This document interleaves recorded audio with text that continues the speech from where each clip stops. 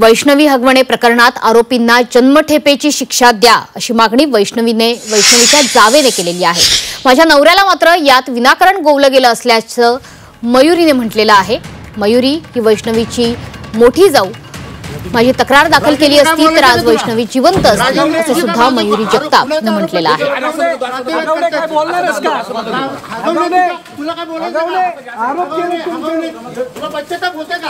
पोलिसांमध्ये ते म्हणजे आलेलेच आहे, अटक झालेलेच आहे, तर त्यानुसार सगळे त्यांची विचारपूस केली जाईल आणि जो काही योग्य ते त्यांच्यावरती कारवाई दोघांवरती केली जाईल।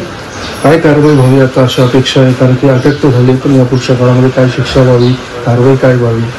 म्हणजे ज्यांनी त्रास दिलाय तिला म्हणजे ते त्यांना जन्मठेपेची शिक्षा ही मी कालच म्हणले की जन्मठेपेची शिक्षा ही झालीच पाहिजे त्यांना।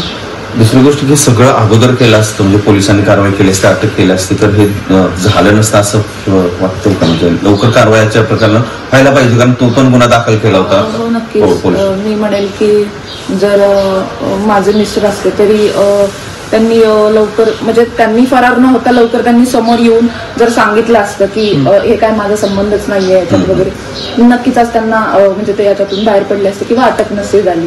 म्हणजे जे मेन सूत्रधार आहे ते तर म्हणजे मीडिया समोर आलेलेच आहे चौघेजण।